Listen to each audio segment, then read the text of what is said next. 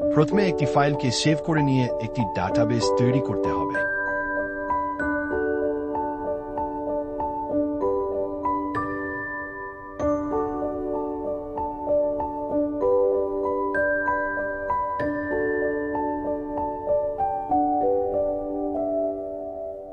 এবার সেই ডাটাবেসের মধ্যে একটি টেবিল তৈরি করতে হবে।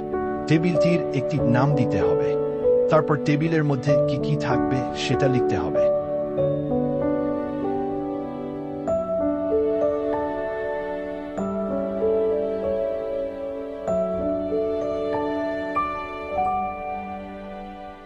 এবং সবশেষে টেবিলের মধ্যে সেই লিস্টের অন্তর্গত যে ডাটাগুলো থাকবে সেগুলো অ্যাড করতে হবে।